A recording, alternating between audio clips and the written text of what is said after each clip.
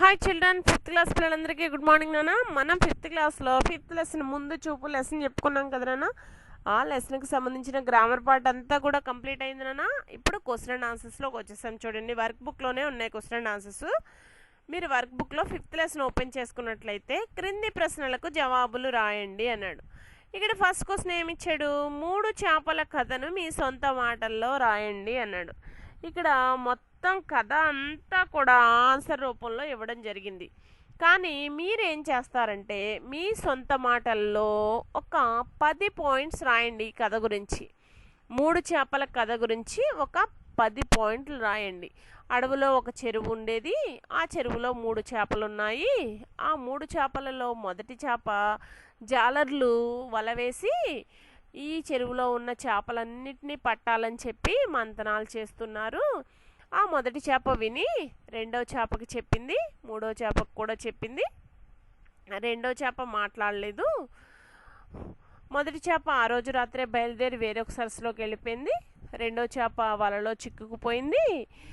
అది దాని తెలివితేటలతో బయటపడింది. మూడో చేప బద్ధకస్తురాలు చచ్చిపోయినట్లు పడి ఉండకుండా ఎగిరెగిరి పడటంతో జాలరి ఒక్క దెబ్బ కొట్టేసరికి చచ్చిపోయింది.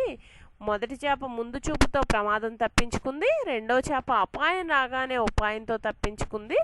మూర్ఖురాలైన మూడో చేప ముందు చూపు తెలివితేటలు లేకపోవడం వల్ల చనిపోయింది. ఇలా సొంత మాటల్లో రాయాలి నాన్న. మీరు కథంతా విన్నారు, చక్కగా లెసన్ చెప్పినప్పుడు విన్నారు. దాని నుంచి మీరు ఒక 10 పాయింట్లు ఏరుకోండి. అడవిలో ఒక చెరువులో 3 చేపలు ఉన్నాయి. ఆ 3 చేపలు కూడా చాలా స్నేహంగా ఉండేవి. చూడండి, పాయింట్ వైజ్గా నేను 2 పాయింట్స్ చెప్పాను. జాలర్లు వచ్చి ఆ చెరువులో ఉన్న చేపల్ని పట్టాలనుకున్నారు. 3 పాయింట్స్. జాలరి మాటలు మొదటి చేప విన్నది.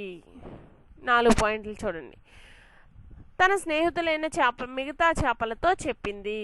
ఇలా పాయింట్స్ రూపంలో కన్వర్ట్ చేసుకుంటూ మీరు 10 లేదా 10 కంటే ఎక్కువ పాయింట్లు కూడా చెప్పచ్చు నాన్న, రాయొచ్చు. కానీ ఇక్కడ మనకి చెప్పమనలేదు, రాయమన్నాడు. సొంత మాటల్లో రాయమన్నాడు. కాబట్టి మీరు ఇక్కడ క్వశ్చన్ ఇవ్వడం జరిగింది చూడండి. ఇక్కడి నుంచి ఇక్కడి వరకు మనకి పాఠం యొక్క భావం మొత్తం ఇచ్చేసాడు. దీనిలో నుంచి మీరు వరుసగా 10 పాయింట్లు రాయాలి. వరుసగా అంటే చేపలు ఉన్నాయి. ఆ చేపల జాలర్లు పట్టుకోవాలనుకున్నారు. మొదటి చేప, రెండవ చేప, మూడో చేప ఏం చేసింది, ఎలా జరిగింది అనేది పాయింట్స్ రూపంలో రాయాలి నాన్న. ఇక్కడ సొంత మాటల్లో రాయమన్నాడు కాబట్టి నేను నోటితో ఎక్స్ప్లెయిన్ చేశాను నాన్న. ఇక్కడ ఆల్రెడీ ఆన్సర్ ఉంది. దీనిలో నుంచి ఒక 10 పాయింట్లు మీరు రాయండి అమ్మా. ఓకేనా? 10 పాయింట్లు రాయడం కుదరకపోతే క్వశ్చన్ మొత్తం రాసేసుకోండి, ఇబ్బంది ఏం లేదు నాన్న. మీరు ఒకవేళ ఈ క్వశ్చన్ ఇస్తే 3 చేపల కథను మీ సొంత మాటల్లో రాయండి అని క్వశ్చన్ ఏదైనా ఎగ్జామ్లో ఇవ్వడం జరిగింది అనుకోండి. ఇప్పుడంటే మీరు స్కూల్లో లేరు. స్కూల్లో ఉన్నప్పుడు క్వశ్చన్ ఇస్తే మొత్తం క్వశ్చన్లో నుంచి కథ అంతా రాయగలగాలన్నమాట.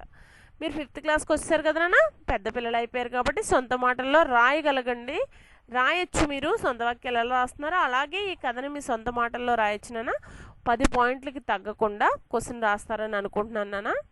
నేను చెక్ చేస్తాను. ఈ క్వశ్చన్ కంపల్సరీ అందరూ రాసే ఉండాలి. ఇంకొక విషయం ఏంటంటే మీరు జూమ్ క్లాసెస్కి చాలామంది రావట్లేదు నాన్న. ఎందుకు రావట్లేదో నాకు కారణం అయితే తెలియదు. నెక్స్ట్ వీక్ నుంచి నా తెలుగు జూమ్ క్లాస్కి అందరూ అటెండ్ అవుతారు అనుకుంటున్నాను నాన్న. నేను చూస్తాను నెక్స్ట్ మండే ఎంతమంది జూమ్ క్లాస్కి వస్తారో. ఆ తర్వాత కాల్స్ అనేవి వస్తాయి నాన్న. మీకు ఫోన్ చేసి మీ పేరెంట్స్తో మాట్లాడతాను మీరు ఎందుకు జూమ్ క్లాస్కి రావట్లేదు అనే విషయం మీద. అందరూ కూడా చక్కగా చదువుకుంటారని అనుకుంటున్నాను నాన్న. ఎందుకంటే మీరు మా దగ్గర లేరు కాబట్టి వీడియోసే మీకు మాకు ఆధారం. మీరందరూ కూడా నీట్ హ్యాండ్ రైటింగ్తో 3 చేపల కథను సొంత మాటల్లో రాసి చక్కగా చదువుతారనుకుంటూ ఈ వీడియోని ఎండ్ చేస్తున్నానమ్మా.